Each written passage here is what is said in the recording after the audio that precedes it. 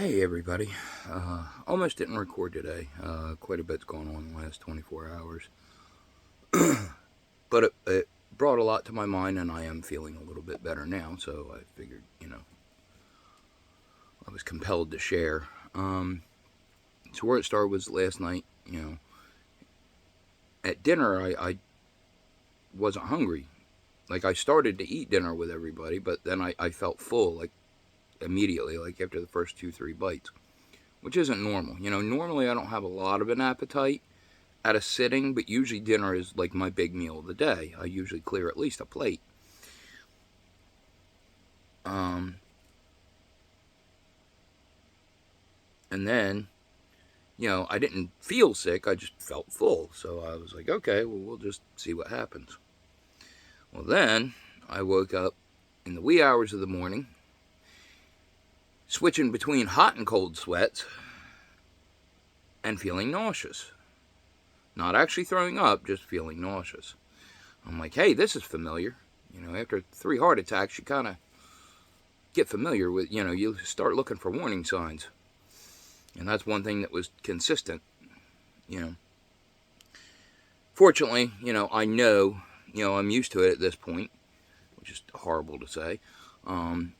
But I know to keep a cool head. I keep a bottle of nitro next to the bed because I know, that's most likely. Of the 3 heart attacks, all three were evening. 2 woke me up out of a sleep, and 1 was like shortly after dinner. And ironically, they're almost always in September, in the area of September, October. Yeah. Um, Speaking of recognizing patterns, I'll get to that in a minute, actually. Um, so yeah, the cooler had prevailed, and I said, okay, well, there's no chest pain, there's no, I'm not having any trouble breathing, which I didn't have in the first 2 heart attacks. Only the last one did I have trouble breathing. Um, and I just kept calm because I know, who to call if things get severe. I had the nitro in hand, but I decided, I didn't end up taking any at all because, again, there was no chest pain. If there's no chest pain, why am I going to pop a nitro? Um,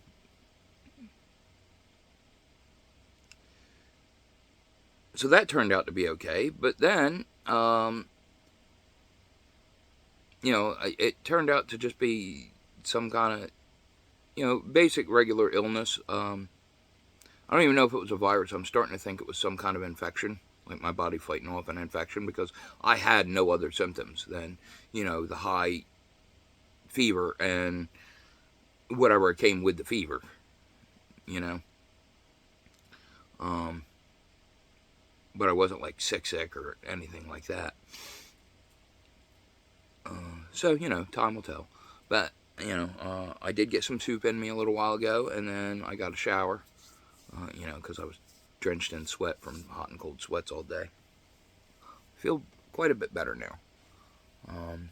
And unfortunately, though, I also got the text today, ironically, that my dad was in the ER for chest pains. They are keeping him. I don't really have much news yet. I know they did the same stuff to him that they did with me, checking the blood work, chest x-ray, all that.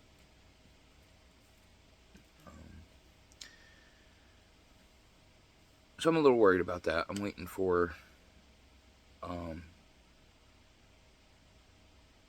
his partner to get me the number for the room so I can call and check on him. Try and give him some support, I know how that feels. But going back to, speaking of recognizing patterns, while I was sitting on what a really cool friend of mine affectionately calls Bed Island, that's where I spent my day today.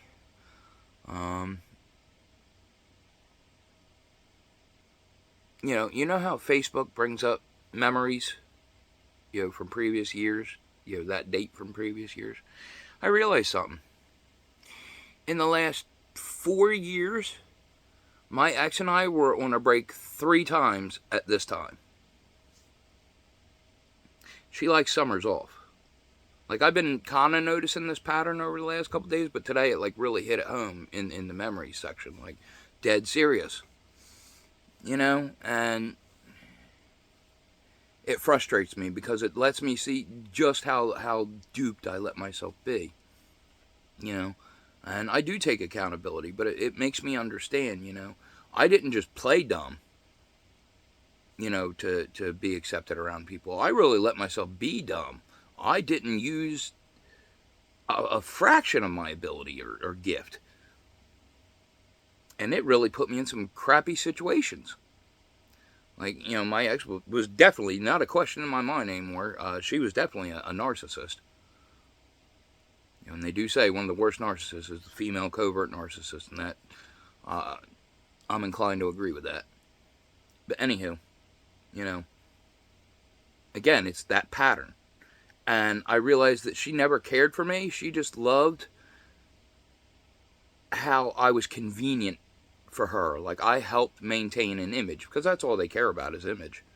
You know, it's all superficial. Nothing about love.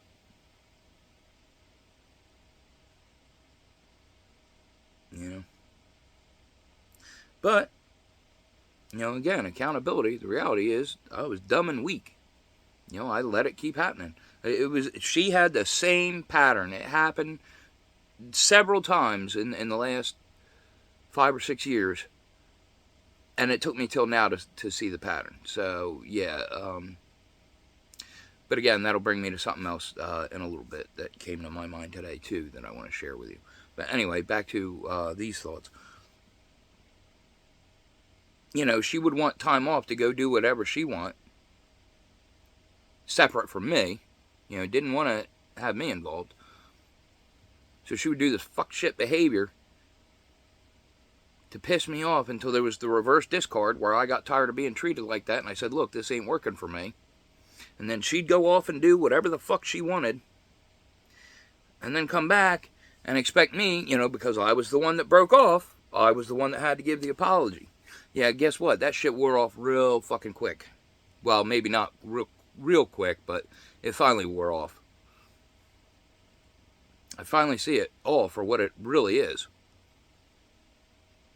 That's all I was an image. You know, the very first time when she abandoned me after the first heart attack, I gave her that out.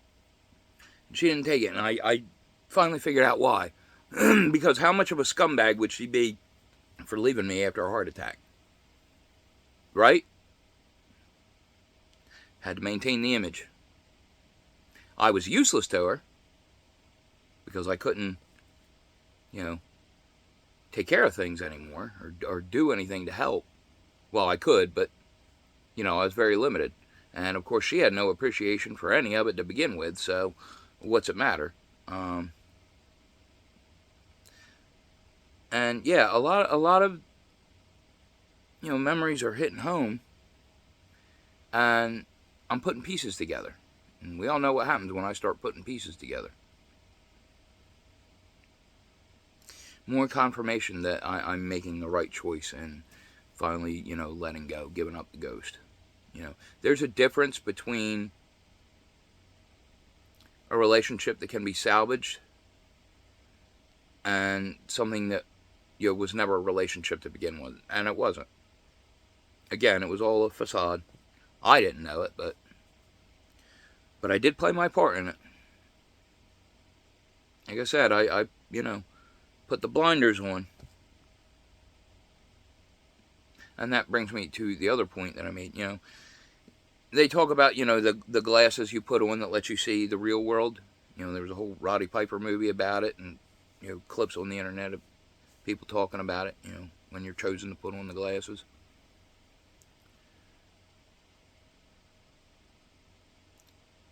And it made me realize, you know, you got to switch glasses because you can't wear two pairs at the same time or it fully distorts your vision. Right? And I was trying to wear the glasses of truth and them rose-colored glasses at the same time. That's how I sabotage myself, you know, in this situation shit. I can't even call it a relationship anymore because it never was. I was just a side piece convenience the entire time. That really sucks. But now I know how to not let that ever happen again. But yeah, you know, now that time has passed, and I always said that was one of her biggest mistakes. One, her very first mistake was repeating the same pattern over and over again, especially knowing my pattern recognition skills. Granted, I had the blinders on, but eventually she had to, well, no, because she's arrogant and cocky as a narcissist. So no, she thought it was going to be like that forever. You know, just keep repeating the same pattern, me playing along like the dopey idiot I was. Until I again, that's the irony, is I tried to go inward and make myself a better person to be who I thought she deserved, and then I found out what she really deserved. Like, that'll really, you know, mess with you.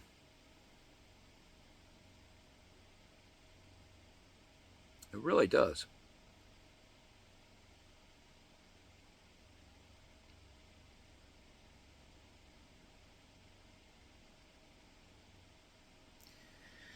But yeah.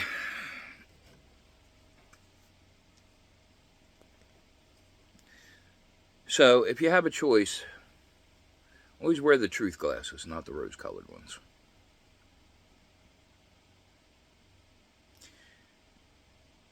The rose-colored glasses might make you feel better in the moment, but the truth is always better in the long run. You know, that saying is very true of me. I would rather be hurt by the truth than consoled by a lie.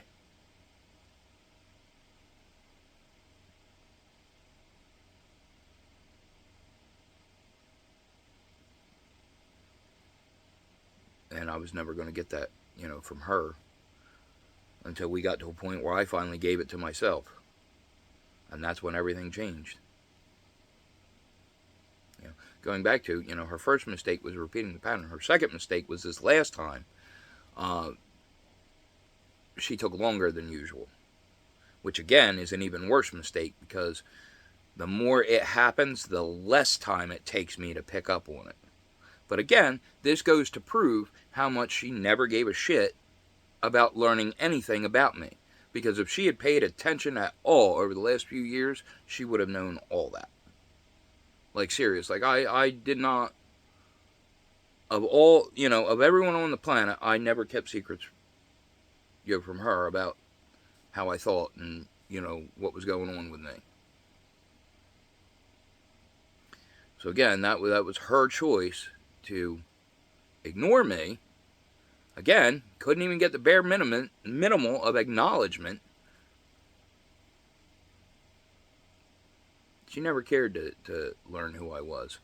Again, it was just a convenience.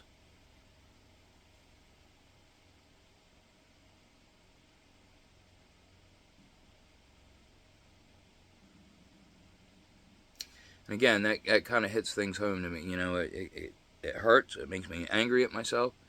But it taught me a valuable lesson. You know, again, you know, it really drives home that I do not shrink myself for anybody anymore. If people are uncomfortable with my intelligence, so be it. That's your issue, not mine. I'm not. I refuse to deal with other people's issues. Again, I'm not going to be, you know, mean and spiteful. You know, I'm not intentionally going to go and antagonize somebody. But again, if something I do accidentally triggers you, again, that is not my issue. That is yours.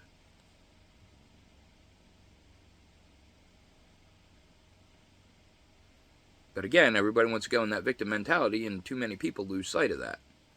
You know, when that happens, that's your sign that you can make yourself better. You can make yourself stronger. You can make yourself wiser. Instead of letting, you know, programmed emotions take over your choices and actions, you can recognize the pattern in yourself and say, hey, this is not serving my best interest. Maybe I should do something about this. And as usual, you know, it's funny. More than once, previous supervisors of mine have said something along the lines of, If there's a hard way to do something, you'll find it. And that's true. Because again, I always had a strong work ethic. I really did. You know, well, I had a good example of it. You know, my uncle took me on his farm when I was young, so I learned. You know,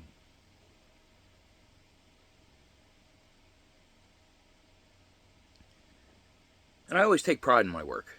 You know, I always want to be. I don't care what I was doing. If I was when I was an electrician, even when I was pumping gas, I wanted to be the best possible employee I could be. And again, that's that. Remember, I used to be an NPC like everybody else, and that's part of that. Because you always want to satisfy the supervisor who doesn't give a shit about you. That used to be different. Back in the day, when you were allowed small businesses, right? People with a heart could still be in the field, and it mattered. But now that the big corporations have pushed out all the mom and pops, not allowed to have that no more. Not that little sense of community. Nope.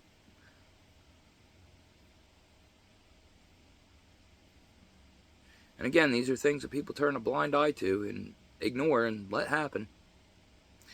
We literally let our own government kill the American dream. You remember the old days, that was the American, to work for yourself. Try doing that today. Try starting a small business. Try keeping it afloat.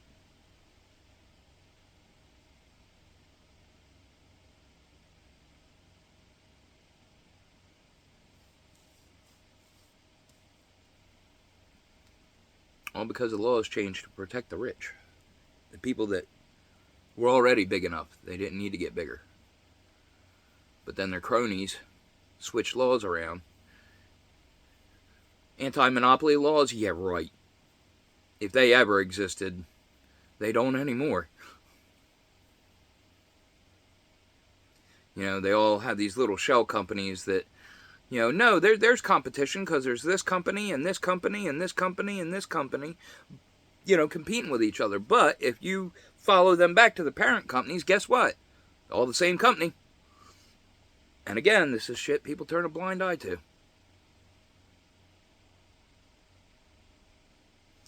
Take off the rose-colored glasses.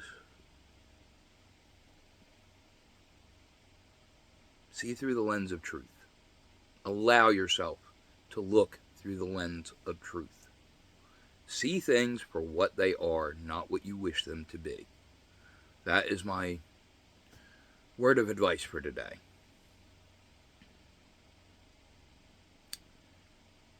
You know, I know it's easier. It is easier to go through those rose-colored glasses, to pick them, to put the blinders on, to choose not to see, you know, the truth, because the truth really sucks sometimes. But again, you know, I am a man of principle, and I would rather be hurt by the truth than consoled with a lie.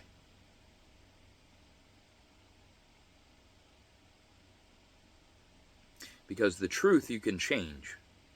Once you understand the truth of something, you can decide, first and foremost, if it's worth trying to change. And secondly, you can identify how to go about it. Problem is, you can't change other people. The only one that can change people is themselves. You know? And that includes God. God can't change you until you go to Him. For all powerful as He is, there are rules. And He follows them. He was the one that made them. He can't just barge in and fix you because He likes, you know, your personality. It's not how it works. You got to willingly take things to Him. You got to willingly accept Him.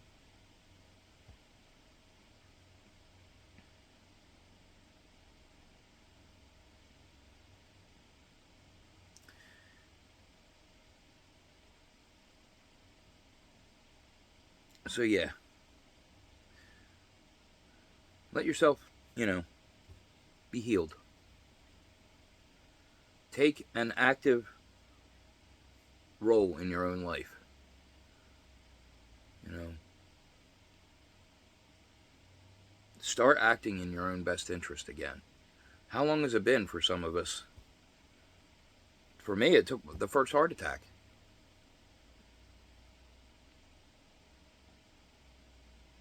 You know, again, I can talk about it because I used to be an NPC just like everybody else. And then blue collar guys clock in, bust my ass, clock out, be exhausted on the, afterwards go home, shit, shower, shave, shoe shine, eat dinner, pass out to bed, repeat the next day.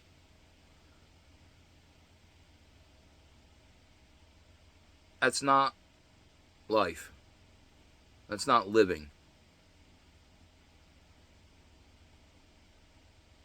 You know, you got to work to live, but you shouldn't live to work. There is a difference. Like I've said it before multiple times, life requires effort. You got to put work into it. You know. But again, there's more than the grind. We weren't designed for that.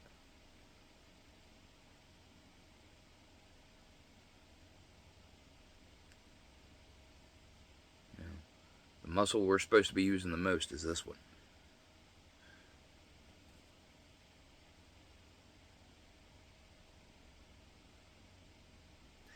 We're supposed to be using it to learn the lessons that God presents to us so we can get wiser and get closer with Him and understand better. That's the journey. That's the mission. That's what it's all about. And too many people are getting away from that, are turning their backs on that. And they think they're having fun now. You live in a world where everybody wants instant gratification. If it makes me feel good right now, then that's what I'll do right now. My issue with my ex is a prime example of that.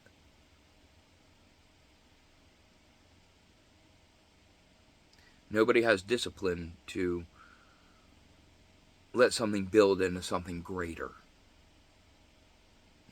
Again, everybody wants to turn away and not bring God into it. Well, God's the one that multiplies everything for you. That's why everybody's miserable. You go for the instant gratification. Yeah, you feel good, for a little bit, but it don't last because there's no build up. It's all, instant. I want it now.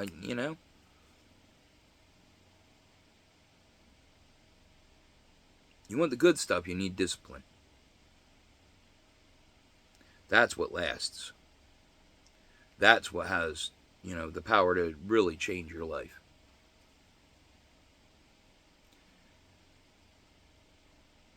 But you have to want it. You have to decide it for yourself. And then you have to put in the work. No days off. Even today, I was sick this morning. Guess what? My brain ran overtime today because I was sitting around not doing anything. That's how it works with me.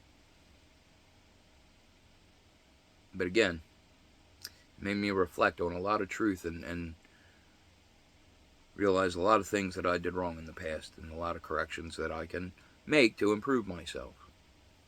So that's the plan. That's what I'm going to do. That's what I do all day, every day now. Just try to be better. Try to learn. Try to understand. Make change where it's necessary. Anyway, overtime again.